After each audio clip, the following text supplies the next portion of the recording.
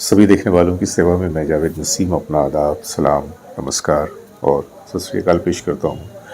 और दोस्तों, आज आपको लिए चलता हूँ माजी के गलियारों में। और माजी के गलियारों में आज मैं आपको थोड़ा दूर तक ले चलूँगा, साल 1957 तक। 1957 में एक मूवी आई थी। मूवी का नाम था एक साल। फिल्म में जो संगीत दिया था वो थे रवि साहब, और ये फिल्म की जो डायरेक्शन थी वो थी देवेंद्र गोयल साहब की। देवेंद्र गोयल साहब अपने ज़माने के जाने माने डायरेक्टर्स में थे, निर्देशकों में थे। और देवेंद्र गोयल साहब का नाम एक ऐसा नाम था कि लोग उनकी फिल्मों का इंतज़ार करते थे। जब ये फिल्म एक साल बन रही थी तो उस ज़माने में उस फिल्म के लिए रवि साहब ने एक बड़ी प्यारी सी खूबसूरत सी धुन बनाई थी। लेकिन अब ये अनफॉर्चुनेट हादसा हुआ कि चाहत के बावजूद उस धुन का इस्तेमाल उस फिल्म में नहीं किया जा सका। अब चूंकि उस धुन का इस्तेमाल नहीं किया जा सका तो वो जो धुन थी वो रवि साहब के पास यूं ही पड़ी रह गई। गरचे ये जो धुन थी वो देवेंद्र गोयल साहब की फिल्म के लिए बनाई गई थी। एक साल आई, एक साल ने अच्छा खासा बिजनेस किया। और फिर से मैं बता दूं कि ये साल था 1957 का।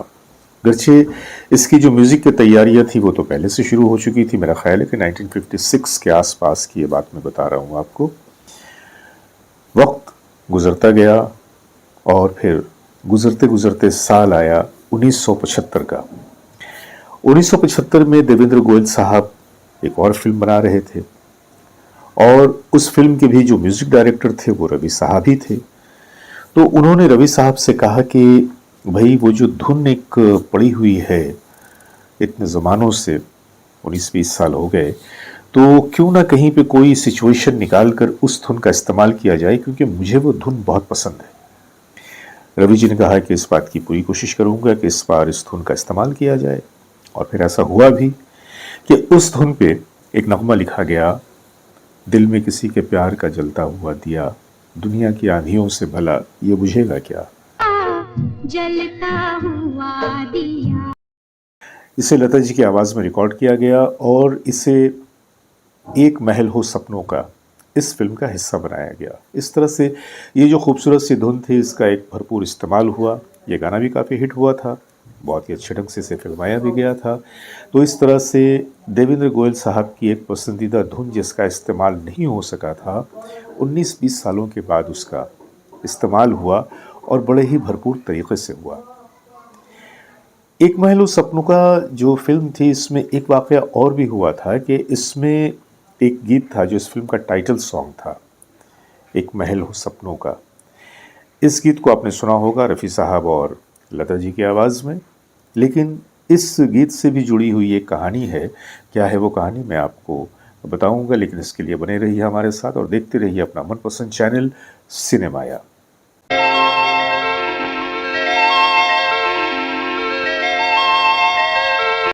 दोस्तों, अभी हमने बात की 1957 में आने वाली फिल्म एक साल के उस बचे हुए धुन की जिसे बाद में सन 1975 में एक महल हो सपनों का में इस्तेमाल किया गया।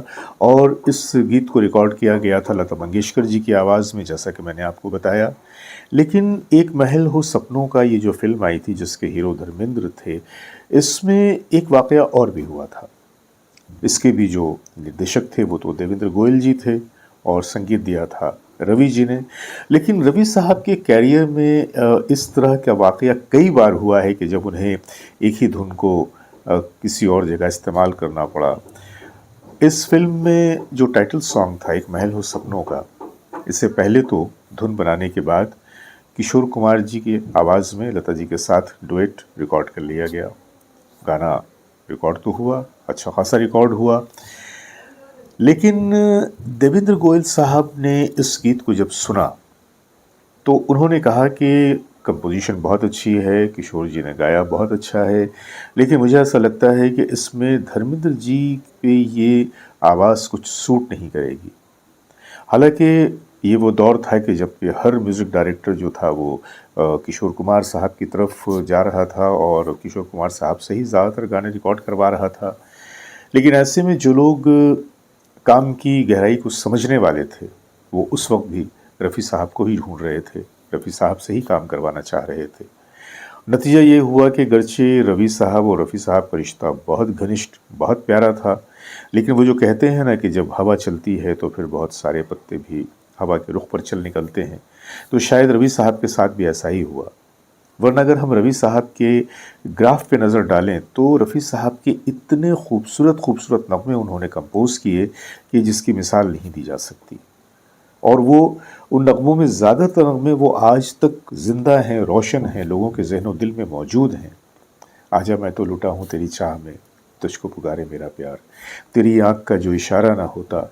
और उस गीत को कौन भूल सकता है, छू लेना तो नाजुक होठों को, कुछ और नहीं है जाम है ये, या ये जुल्फ़ अगर खुल के बिखर जाए तो अच्छा। और आपको याद होगा कि ये जुल्फ़ अगर खुल के बिखर जाए तो अच्छा, इसकी भी कहानी कुछ ऐसी ही थी कि 1958 में एक फ़िल्म थी जिसमें एक गाना था, राजकुमारी जी की आवाज़ में रिकॉर्ड हुआ था, घबरा के जो हम सर को टकराएं तो अच्छा हो। और बाद में ये धुन रवि साहब को इतनी पसंद आ गई थी कि उन्होंने काजल में आकर उस गीत को थोड़ी सी मॉडिफिकेशन के साथ इस गीत के लिए इस्तेमाल किया था, ये जुल्फ़ अगर खुल के बिखर जाए तो अच्छा। इस बारे में एक छोटा सा विवाद भी हुआ था साहिल लुधियानवी जी के साथ, जिसे निपटा लिया गया और इसका सेहरा रफ़ी साहब के सर गया। मैंने ये वीडियो 2 बार पेश किया है, आप लोगों को अच्छी तरह से मालूम होगा कि इसके पीछे की कहानी क्या है।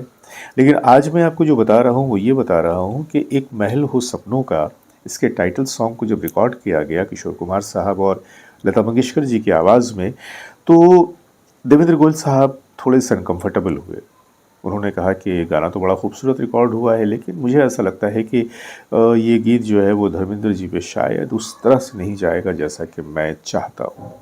आप एक काम कीजिए, इस गाने को री-रिकॉर्ड कीजिए और लता जी के साथ-साथ रफ़ी साहब को रिकॉर्ड कीजिए, क्योंकि रफ़ी साहब की आवाज़ धर्मेंद्र जी पे बहुत सूट करती है। अब रफ़ी साहब के लिए बड़ा मसला था कि भाई किशोर कुमार उस ज़माने में बिल्कुल टॉप पे थे, और किशोर कुमार साहब को मना कर देना या ये कह देना कि आपके इस गीत को मैं रिप्लेस कर रहा हूँ, ये बहुत दिल जिगर का काम था, बहुत बड़ी बात थी। लेकिन वो जो कहते हैं ना, बड़ा इंसान यूं ही नहीं बन जाता, किसी शख्स को बड़ा उसका किरदार करता है, उसका अखलाक करता है, उसकी सोच करती है। और यहाँ भी किशोर कुमार साहब ने अपने बड़े होने का सबूत दिया। जब उनकी बात हुई रवि साहब से और रवि साहब ने कहा कि भाई ये मामला आ गया है, गर्चे मैं तो सेटिस्फाइड हूँ, लेकिन देवेंद्र गोयल साहब कह रहे हैं कि इस गीत को रफ़ी साहब से रिकॉर्ड करवाया जाए, क्योंकि इस फिल्म के हीरो धर्मेंद्र हैं और धर्मेंद्र पे रफ़ी साहब की आवाज़ ज़्यादा सूट करती है। किशोर कुमार साहब ने बड़ी खंदा पेशानी के साथ ये बात मान लिया और कहा कि बिल्कुल, ये जो गाने का टेक्सचर है वाकई इसमें रफ़ी भाई की आवाज़ मुझसे ज़्यादा बेहतर रहेगी, आप बिना सोचे समझे आप रिकॉर्डिंग रखिए और रफ़ी साहब से इस गीत को री रिकॉर्ड करवाइए, मुझे कोई एतराज़ नहीं। और फिर ऐसा ही हुआ। अब जब रफ़ी साहब से बात की गई, रफ़ी साहब को पता चला कि भाई ये तो किशोर साहब रिकॉर्ड कर चुके हैं, तो अब रफ़ी साहब भाई उन्होंने कहा कि ये कैसे मुमकिन है कि जिस गीत को किशोर कुमार ने रिकॉर्ड कर दिया फिर मैं उसे रिकॉर्ड करूं, सवाल ही पैदा नहीं होता।